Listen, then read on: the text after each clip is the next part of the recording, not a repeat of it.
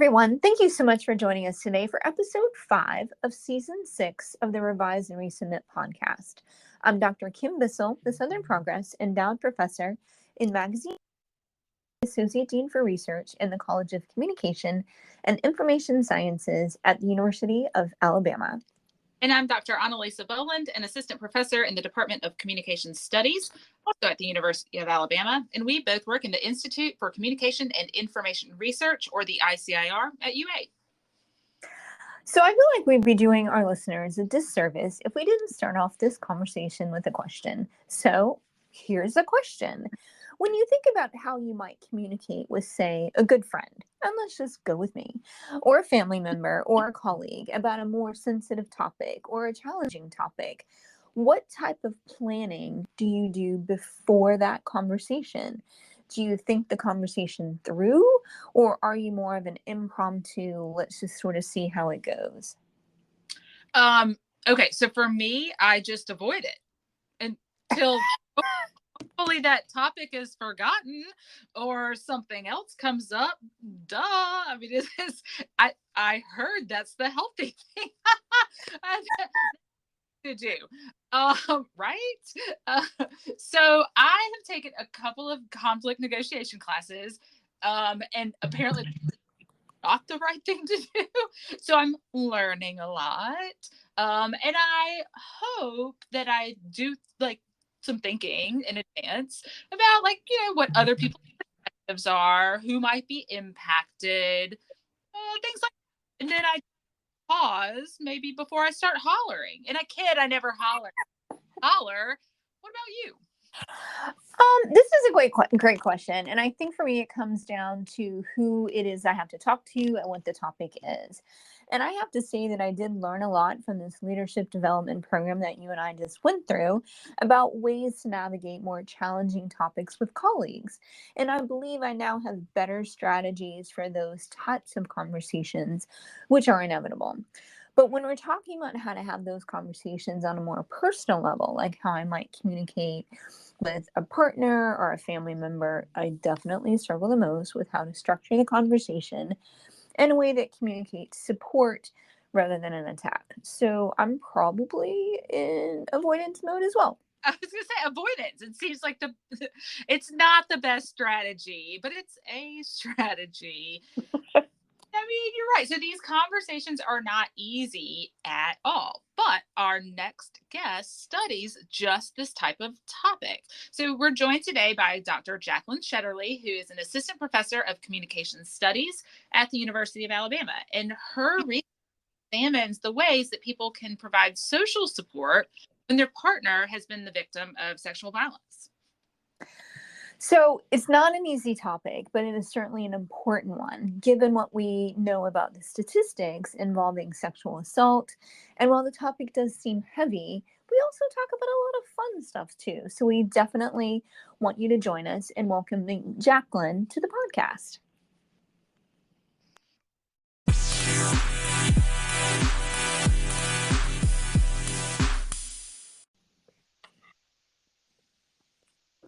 Thank you so much for joining us today, Jaclyn. We are thrilled to be able to have you. Thanks for having me. I'm excited. Okay, so Jaclyn, we start off the podcast with a couple quick questions. Don't think too hard. So the first question is, where are you from? I am from Muskegon, Michigan, on the west side of Michigan. Okay, so that I'm gonna ask our listeners and you to put up their mitten hands. Yes. And where in the mitten is that? If you're looking at your mitten hand, there's this like long line that's not attached to the 7 on your hand. If you follow that all the way over to the left, that's where Muskegon is. It's on Lake Michigan. Amazing. And what is it that you do now? So not like in your free time, but like what's your profession that you are doing at this moment? Sorry, you said what am I like professionally doing at this moment? Yeah. Okay. But also like fun stuff too. Whatever you want to tell us is totally fun. Well, in this moment, I'm an assistant professor at the University of Alabama. Roll Tide. Outside of that, go ahead. You say that so easily. Listen, I've been practicing as someone from Michigan. The first time I came here and everyone's like, roll tide, roll tide. My heart was saying, Go go blue. blue. Go blue. So it's really, it's taken some practice. Okay, so this is always a fun one. What did the young Jaclyn want to be when she grew up? Or did you always say from like age 6 or age 8, I want to be a professor? No, I wanted to be a dentist. What? Yeah. Okay, so did this start off like, did you go to dental school and then realize you didn't like messing with people's mouth and teeth? Or so what panned out with, obviously you're a professor, but tell us about Yes. Okay, so I was always very jealous that my sister got to go to the dentist every month because she had braces and I didn't at the time. And so I think that's where it started because I wanted to do everything my older sister did. And so that's kind of where it comes from. And then I went to undergrad and I said, you know what? I'm going to major in biology and do pre-dental. And I took my first bio class. It was great. I did great. I took my second bio class. I didn't do great. And I said, maybe I need to rethink this. And it's funny because the same time I took that bio class, that second bio class, is the same time I took my first communication class. And it was interpersonal communication. And it was the mix between like, maybe dentistry isn't the way to go, and also interpersonal communication's pretty cool. So maybe that's the way I want to go. That's amazing. I'm like, I think we have had people who have wanted to be like natural scientists, but I think you are the first. I wanted to be a dentist. I think so. Yeah, I think so as well. Yes. Okay, so let's get into, and we'll see if this follows. But can you give us an elevator pitch on your research areas, interests, etc.? Okay, yes. So the overarching research interest is interpersonal communication, but specifically, I'm more interested in how people communicate social support to victim survivors of sexual assault. So, what's the best way to tell someone you're there for them when they have told you that they've gone through a sexual assault? Um, in addition to that, I've done some work with pedagogy, and that's kind of a place I'm looking to explore more with my research. I, specifically, like, what makes an inclusive classroom? What can professors do to be more welcoming to students so they feel, that they can speak up in class? Because when students feel welcomed in class, studies have shown they do better in class. Mm-hmm. Okay, so let me ask a follow-up, and that will be the trend for the morning, a lot of follow-up questions. So when you look at the social support and how to communicate with those who have experienced sexual assault, are you talking, are you conducting research with maybe peers or family members or like healthcare providers or mental health care providers? Are you looking at kind of the holistic thing? Or tell us a little bit about sort of the process of who's involved in your research. Yeah, so previous studies have shown that most victim survivors initially disclose to a family member or a friend. I think it's like 80% of the time they disclose to a family member or a friend first. And so with my research, I'm looking specifically at romantic partners because they kind of fill that gap between like friend but also family. And the goal is to eventually take that information and bring it to healthcare providers, bring it to domestic violence shelters, and be like, here's what I've learned. You know, please spread the word. Mm-hmm. Mm-hmm.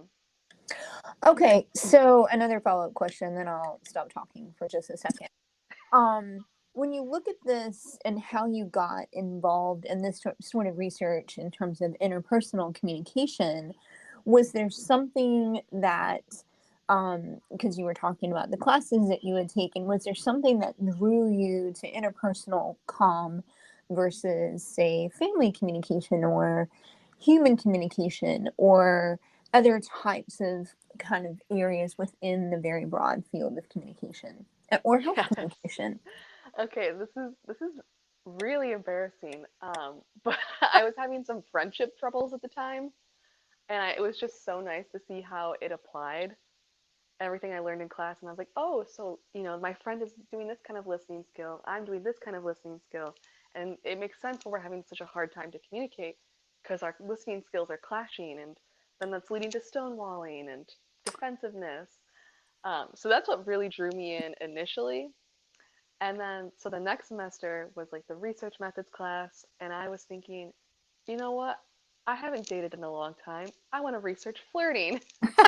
so, so that's kind of like what got me down the rabbit hole of like romantic relationships within interpersonal. Okay, but those are, I mean, I feel like what you're talking about is very relatable to a lot of us because oftentimes we're doing what we're doing because of something that we've experienced or witnessed or observed. So that's a good story. I like that. And what I'm hearing is that like you should go to class because you might learn something that applies in real life. That's right. Yes, 100%. That's And other key amazing. takeaways: go to class. Go to class. Okay, so one question I have is, can you operationalize? I don't want to do that. Can you talk about what social support means? Is it kind of within communication, or is it more than just the like communication process? Oh, that is a good question. I should really have like my dissertation pulled up for this kind of question. um, so for me, I'm kind of looking at a communication perspective and like what exactly are the messages people are saying when they're trying to give support? Mm, Mhm. Is it an emotional supportive message? Is it a functional supportive message? And so I'm trying to figure out almost like the, not necessarily typology, but just trying to figure mm, out the type of social support. And then the next step, of course, is to go into okay, but what kind of effect that have on the mm, person receiving it. So I've done a little bit of both, and my dissertation's kind of on both, where like I asked partners, romantic partners, what kind of support did you give? And then I asked the victim survivor, how did you feel getting that support?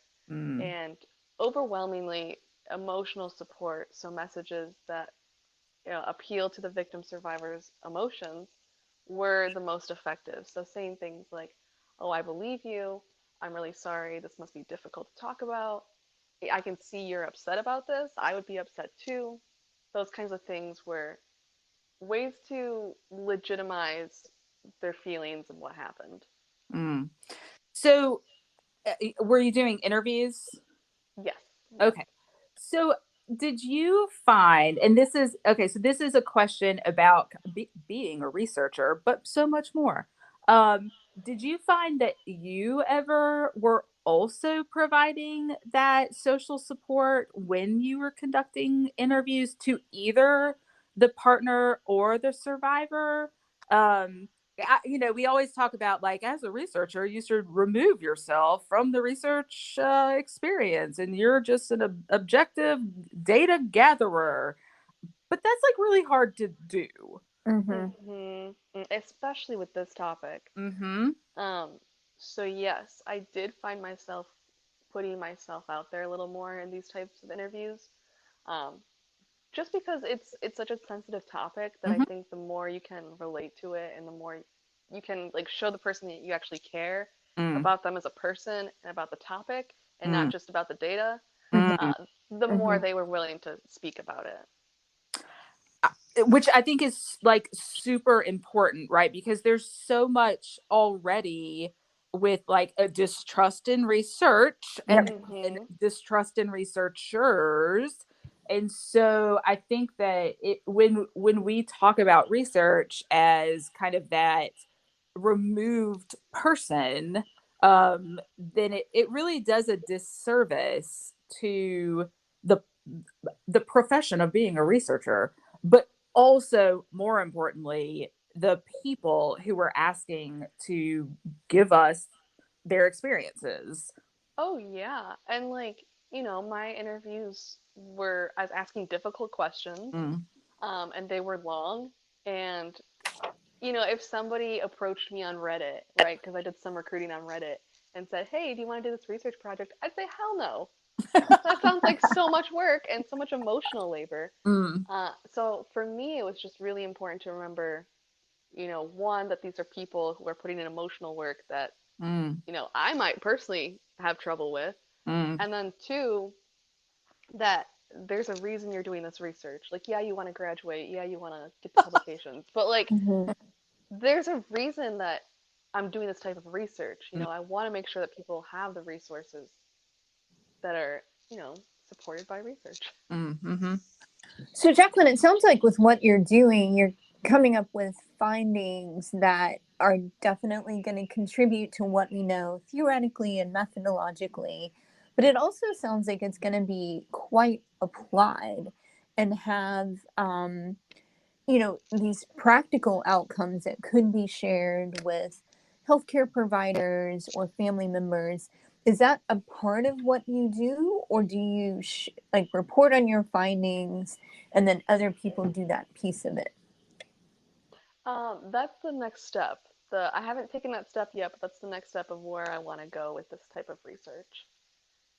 Because like I said, it ends up being 80% of victim survivors disclose to a friend, but there's also 20% that disclose to people who aren't friends, who are Mm. law enforcement, who are nurses or doctors, who are counselors, and Mm-hmm. they need those resources too. Mm-hmm.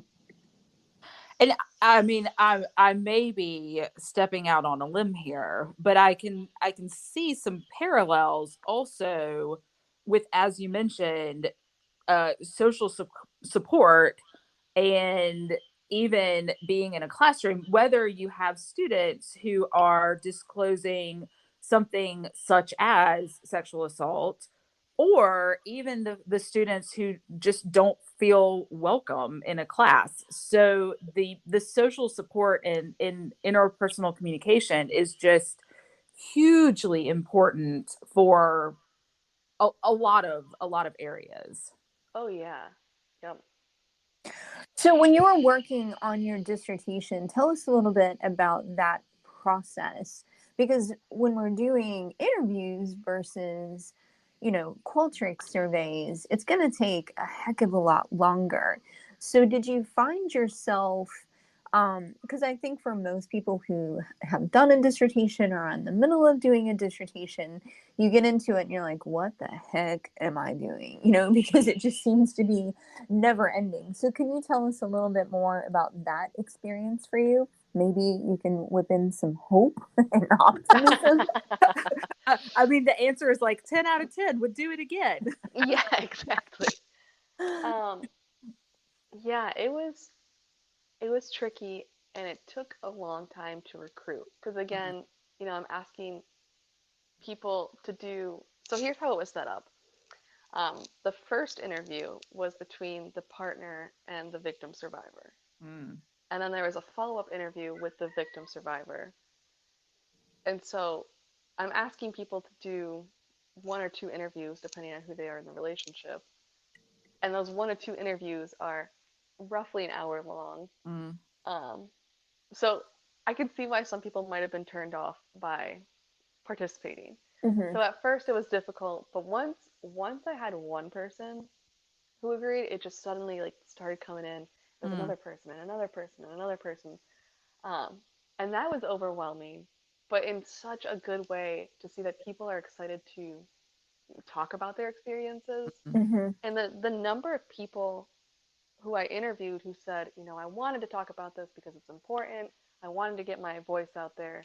I wanted to share my experience was just so heartwarming, and it was really reaffirming as to like why I'm doing this project. Mm-hmm. So that process at first was really difficult because I was like, I don't know if I'm going to meet this deadline because I'm Mm. not finding people. But then once it started, it like, when it rains, it pours. But like when it rains good things, it pours good things. Mm. Yeah. Oh, stop. That's like a good episode title. Thank you. So, okay. Okay, So that may be the episode title. for real.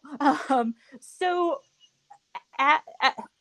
I find it to be not too challenging, but still a little overwhelming to clean and organize survey data.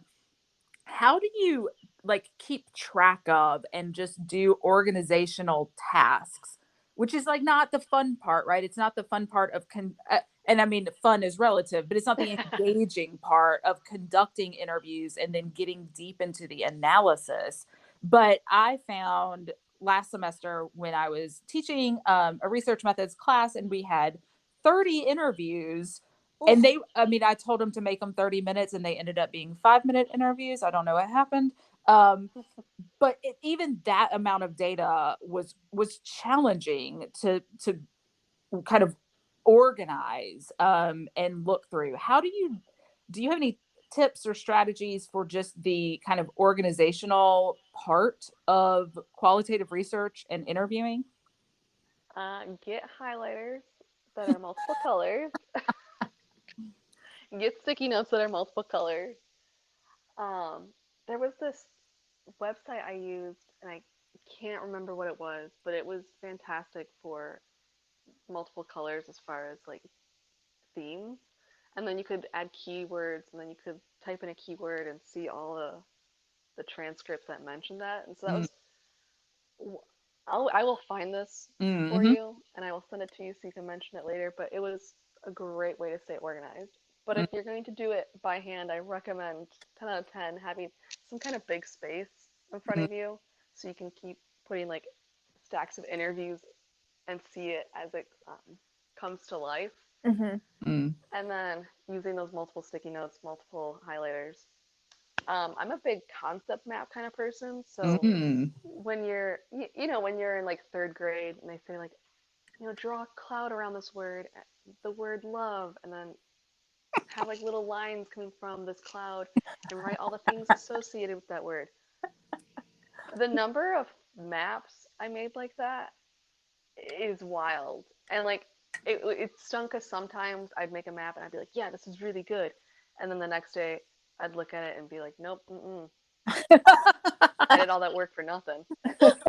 But keep those maps Mm, because you'll come back to them and say, okay, no, there is something good in here. I can take this part of it.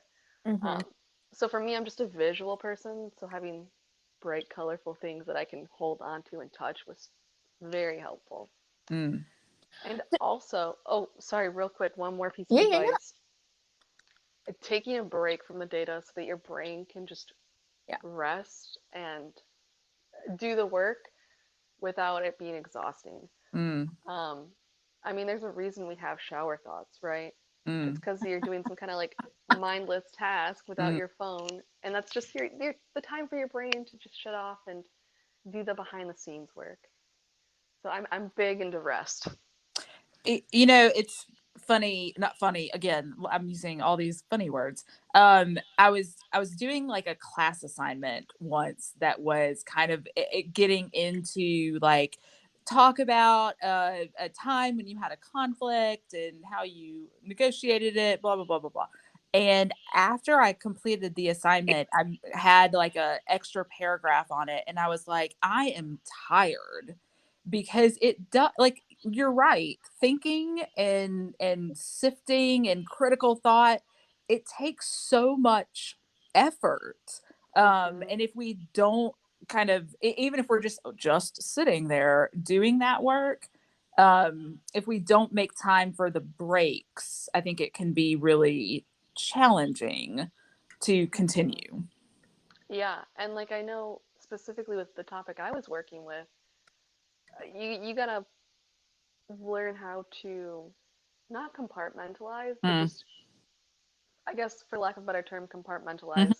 Your research life and then your personal life. Because mm, there were some days I'd get done with an interview and I was just overwhelmed with emotion, mm.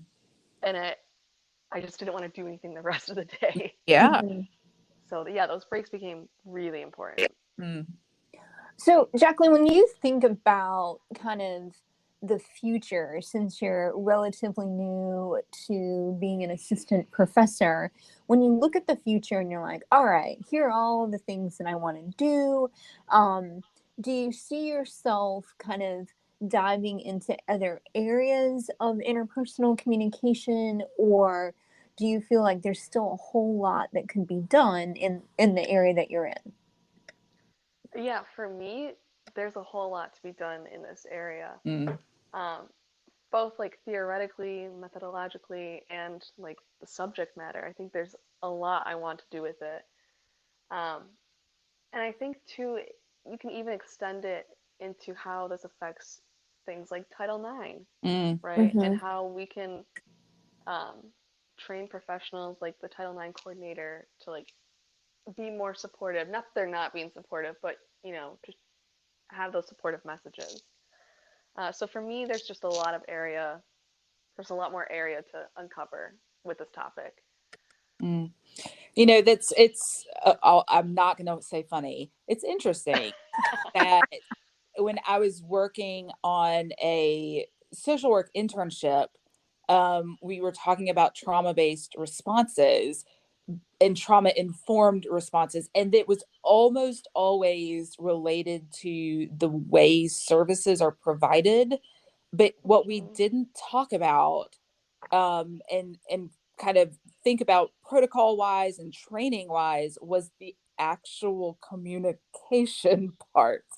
And I'm like, oh my gosh, there's a big hole there, and there's a big gap. And it's not just when we're working with victims, survivors, like that social support is hugely important. Mm-hmm.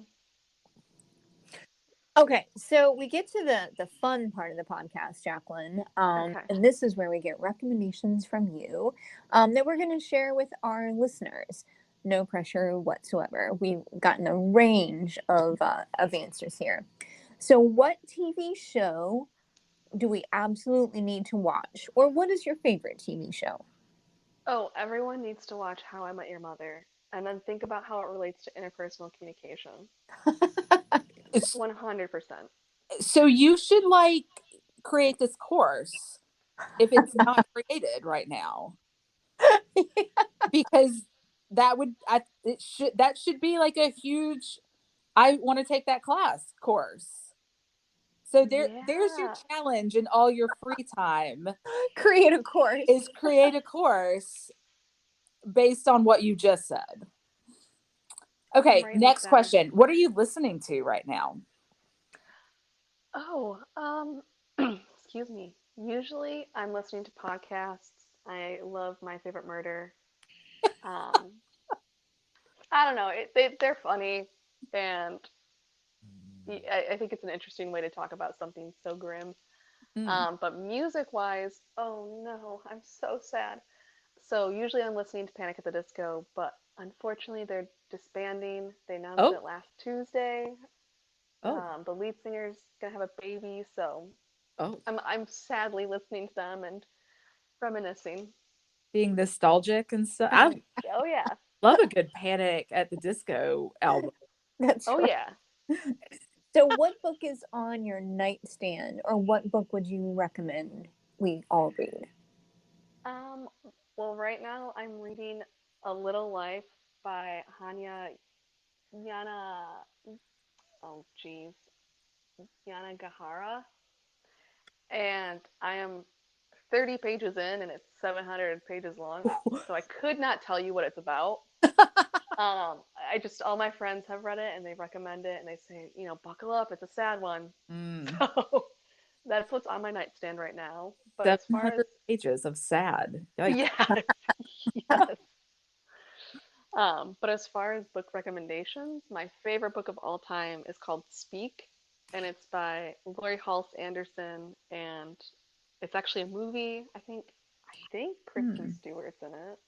Hmm. Um, but 10 out of 10 would recommend. It's also sad, but in an empowering way. Ah, okay. All right. Last question is, if your life was a reality show, or if you could pick a reality show to be on, what would that be?